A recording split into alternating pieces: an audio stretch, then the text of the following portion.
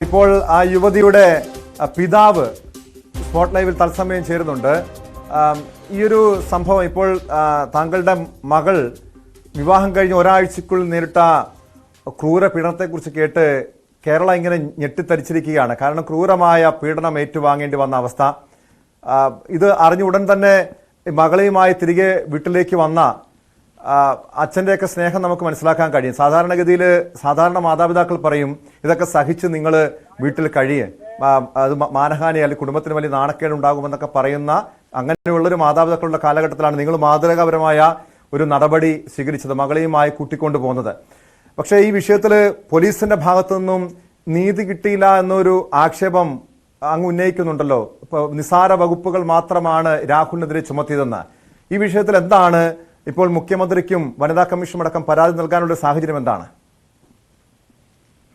അത് മെയ് 5-ാം തീയതിയാണ് എന്റെ മകളുടെ വിവാഹം ഗുരുവായൂർ ക്ഷേത്രത്തിൽ വെച്ച് നടന്നത്. ഹലോ ഹലോ കേൾക്കാം പറഞ്ഞോളൂ. മെയ് 5-ാം തീയതിയാണ് കേൾക്കാം ഗുരുവായൂർ ക്ഷേത്രത്തിൽ വെച്ചിട്ട് എന്റെ മകളുടെ വിവാഹം നടന്നത്. ആ വിവാഹത്തിന് ശേഷം ഇവർ വരന്റെ വീട്ടിലേക്ക് കോഴിക്കോടേക്ക് പോവുകയും പിന്നീട് 9-ാം തീയതിയാണ് എന്റെ വീട്ടിൽ ഒരു റിസപ്ഷൻ നടത്തിയത്. ആ റിസപ്ഷനിൽ പങ്കെടുക്കുന്നതിന് വേണ്ടി ഇവർ 8-ാം തീയതി രാത്രി എന്റെ വീട്ടിൽ വരികയും 9-ാം തീയതി റിസപ്ഷനിൽ പങ്കെടുത്തതിന് ശേഷം 10-ാം തീയതി രാത്രി ഇവർ തിരിച്ചു പോവുകയും കോഴിക്കോട്ടേക്ക് തിരിച്ചു പോവുകയും ചെയ്തു. പിന്നീട് ഞങ്ങള് 12-ാം തീയതി ഒരു വീട് കാണൽ അല്ലെങ്കിൽ അടുക്കള കാണൽ എന്ന് പറഞ്ഞ ചടങ്ങുണ്ട്. ആ ചടങ്ങിൽ നടത്തുന്നതിന് വേണ്ടി ഞങ്ങൾ 12-ാം തീയതി ഉച്ചയ്ക്ക് 12 മണിക്ക് ഞങ്ങൾ ഈ വരന്റെ വീട്ടിൽ ചെന്നു. സ്വാഭാവികമായിട്ട് എന്റെ മകൾ ഞങ്ങളെ കാത്ത് നിൽപ്പുണ്ടായിരിക്കും എന്നാണ് പ്രതീക്ഷിച്ചത്. പക്ഷെ അവളെ കണ്ടില്ല. എങ്കിലും ഞങ്ങൾ കൊണ്ടുപോയ മധുര പലഹാരങ്ങളൊക്കെ അവിടെ താഴെ ഇറക്കി വെച്ചിട്ട് മകളെ അന്വേഷിച്ചു. അപ്പോ മകള് ഇങ്ങനെ ഡ്രസ് ചെയ്യുകയാണ് എന്നാണ് പറഞ്ഞത്. ഞങ്ങൾ വെയിറ്റ് ചെയ്തു. കുറച്ച് കഴിഞ്ഞപ്പോൾ മകൾ വന്നു. മകൾ കണ്ടപ്പോൾ യഥാർത്ഥത്തിൽ എനിക്ക് മനസ്സിലാക്കാൻ പറ്റിയില്ല. കാരണം അവളുടെ മുഖം അത്ര വികൃതമായിരുന്നു. മകളെ അടുത്ത് വിളിച്ചിരുത്തി ചോദിച്ചു എന്താണ് സംഭവിച്ചത്, എന്ത് പറ്റിയെന്ന്. അപ്പോൾ അവൾ പറഞ്ഞു ബാത്റൂമിൽ വീണതാണ് എന്ന്. അപ്പൊ നെറ്റിയിൽ വലിയൊരു മുഴയുണ്ടായിരുന്നു. ബാത്റൂമിൽ വീണതാണ്. അപ്പൊ ഹോസ്പിറ്റലിൽ പോയെന്ന് ചോദിച്ചു. ഹോസ്പിറ്റലിൽ പോയിരുന്നു. ഡോക്ടർ പറഞ്ഞു കുഴപ്പമൊന്നുമില്ല എന്ന് പറഞ്ഞു. അങ്ങനെ എക്സ്റേ എടുത്തോ? ഇല്ല, അതിന്റെ ആവശ്യമില്ല എന്ന് പറഞ്ഞ് തിരിച്ചു പോന്നു. ഞങ്ങൾക്ക് സംശയം ഉണ്ടായിരുന്നു എന്താണ് സംഭവിച്ചത് എന്ന് മകളോട് വീണ്ടും ചോദിച്ചു. സത്യം തുറന്നു പറയാൻ പറഞ്ഞു. ഞാൻ അവൾ സത്യം തുറന്നു പറയും. അതായത് ഈ മുഴ രാഹുൽ എന്നെ കൈ കൊണ്ട് ഈ മുഷ്ടി കൊണ്ട് കൈ മുഷ്ടി ചുരുട്ടി എന്നെ ഇടിച്ചതാണ്. അവിടെ മാത്രമല്ല തലയുടെ പല ഭാഗങ്ങളിലും അതേപോലെ ഇടിച്ചു. പിന്നീട് ഈ മൊബൈലിന്റെ ചാർജർ അതിന്റെ വയറുണ്ടല്ലോ അതുകൊണ്ട് കഴുത്തിൽ ചുറ്റി വലിച്ചു. പിന്നെ കുനിച്ചു നിർത്തി പുറത്ത് ഇടിച്ചു. അവൾ രക്ഷപ്പെടാൻ ശ്രമിച്ചപ്പോ വീണ്ടും അവൻ വലിച്ച് കൊണ്ടുവന്നിട്ട് ബെൽറ്റിനടിക്കുകയാണ്. ബെൽറ്റിനടിച്ചു. ഞാൻ അവിടെ വെച്ച് മകളോട് പറഞ്ഞു നിർത്തു, മതി. ആ വീട്ടുകാരോട് പറഞ്ഞു എന്റെ മകളെ ഇനി ഒരു നിമിഷം പോലും ഞാനിവിടെ നിർത്തുന്നില്ല എന്ന് പറഞ്ഞ് മകളെയും കൂട്ടി ഞങ്ങൾ നേരെ പന്തീരാങ്കാവ് പോലീസ് സ്റ്റേഷനിൽ ചെന്നു. അവിടെ പരാതി കൊടുത്തു. ആ അതിക്ക് തൊട്ട് മുമ്പായിട്ട് ഫറൂഖ് താലൂക്ക് ആശുപത്രിയിൽ ഈ മകളെ ചികിത്സയ്ക്ക് വിധേയമാക്കി. അവിടുത്തെ ഡോക്ടറുടെ ഇന്റിമേഷൻ ഈ പോലീസ് സ്റ്റേഷനിൽ വന്നതിന് ശേഷം അവർ FIR തയ്യാറാക്കി. ഞങ്ങൾ 1:30 മണിക്കാണ് പോലീസ് സ്റ്റേഷനിൽ വന്നത്. ഒരു 7 മണിയോടുകൂടി ഞങ്ങൾ അവിടെ നിന്ന് തിരിച്ചു പോരുകയും ചെയ്തു.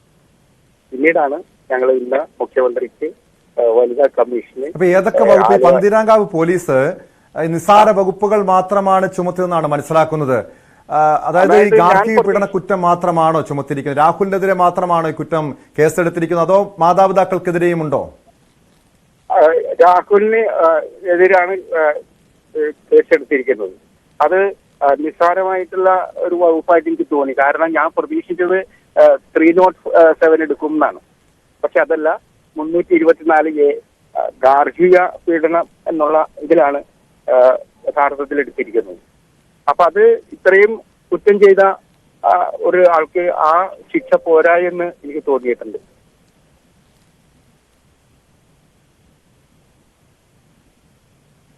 അപ്പൊ ഈ രാഹുലിന്റെ വർദ്ധിച്ചത് രാഹുൽ മാത്രമാണോ? രാഹുലിന്റെ അമ്മ മറ്റു കുടുംബാംഗങ്ങൾ ആരുടെങ്കിലും ഭാഗത്ത് നിന്ന് മോൾക്ക് ദുരനുഭവങ്ങൾ ഉണ്ടായിരുന്നു?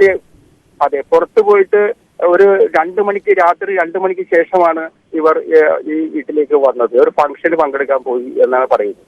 ആ വന്ന സമയത്ത് ഈ രാഹുലിന്റെ അമ്മയുടെ മുറിയിലേക്ക് വിളിച്ച് വരുത്തി റൂം അടച്ച് 1 മണിക്കൂറോളം സംസാരിച്ച് കഴിഞ്ഞതിന് ശേഷമാണ് ഈ മർദ്ദനം ഇവർ നടത്തിയത്. അപ്പൊ അമ്മയ്ക്ക് നല്ലൊരു റോള് ഇതിലുണ്ട്. അതായത് മകളോട് ഇടയ്ക്ക് പറയുമായിരുന്നു, എന്റെ മകൻ ഇതിൽ കൂടുതൽ സ്ത്രീധനം കിട്ടുമായിരുന്നു, കാറ് കിട്ടുമായിരുന്നു എന്നുള്ള രീതിയിലൊക്കെ അമ്മ പറഞ്ഞിട്ടുണ്ട്. ഈ സഹോദരിയും പറഞ്ഞിട്ടുണ്ട്. ഇപ്പോ നമ്മൾ മുഖ്യമന്ത്രിക്ക് പരാതി കൊടുത്തിരിക്കുന്നത് രാഹുലിന്റെ അമ്മയ്ക്കും സഹോദരിക്കും എതിരായിട്ടാണ് നമ്മൾ പരാതി കൊടുത്തിരിക്കുന്നത്. വനിതാ കമ്മീഷൻ ആലുവ SP കൊടുത്തിട്ടുണ്ട്. അതായത് ഈ സ്ത്രീധനം മാത്രമാണ് ഈ മകളെ മർദ്ദിക്കാനുള്ള കാരണം ഈ സ്ത്രീധനം മാത്രമാണ്? അവരങ്ങനെ നിങ്ങളോട് ഈ വിവാഹത്തിന് മുൻപ് സ്ത്രീധനം ആവശ്യപ്പെട്ടിരുന്നോ? വിവാഹത്തിന് മുമ്പ് സ്ത്രീധനം ആവശ്യപ്പെട്ടിരുന്നില്ല. എങ്കിലും തമാശ രൂപത്തിൽ എന്റെ മകളോട് ഇവൻ ചോദിച്ചിട്ടുണ്ട്, നിന്റെ അച്ഛൻ എന്ത് തരും എന്ന്. അവളൊന്നും അതിന് മറുപടി പറഞ്ഞില്ല. ഇത്ര വേണമെന്ന് എന്നോട് പറഞ്ഞിട്ടില്ല. പക്ഷെ ഞാൻ കൊടുത്തതനുസരിച്ചിട്ട് അവർക്ക് പോരാ എന്ന ചോദ്യത്തിലുണ്ട്. പിന്നെ ഈ മർദ്ദിച്ച സമയത്ത് അവൻ പൂർണ്ണമായിട്ടും മദ്യലഹരിയിലായിരുന്നു. അതാണ് സ്വബോധം നഷ്ടപ്പെട്ട പോലെയൊക്കെ ശരിക്കും മദ്യപിച്ചിട്ടുണ്ടായിരുന്നു. പിന്നീട് ഞാൻ ഇവിടെ വന്നു. എന്തായാലും ഇപ്പോൾ ഈ പോലീസിൽ നിന്ന് ഒരു ഗുരുതരമായ വകുപ്പുകൾ എടുത്തില്ല എന്ന് പറയുന്നുണ്ട്. നിസ്സാര വകുപ്പുകൾ മാത്രമാണ് ചുമത്തിയതെന്ന് പറയുന്നുണ്ട്. ഈ മുഖ്യമന്ത്രിക്കും വനിതാ കമ്മീഷൻ നിങ്ങൾ പരാതി കൊടുത്തിട്ടുണ്ട്. ഒരു നീതി കിട്ടുമെന്ന് പ്രതീക്ഷയുണ്ടോ? ഞങ്ങൾക്ക് മുഖ്യമന്ത്രി നല്ലൊരു തീരുമാനമെടുക്കുമെന്ന് പ്രതീക്ഷയുണ്ട് വനിതാ കമ്മീഷൻ.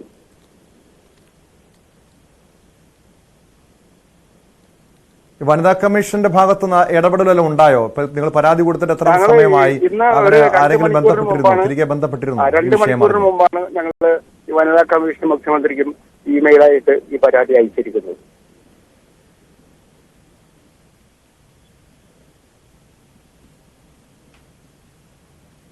യെസ്, വ്യക്തമാണ്. വളരെയധികം നന്ദി. എന്തായാലും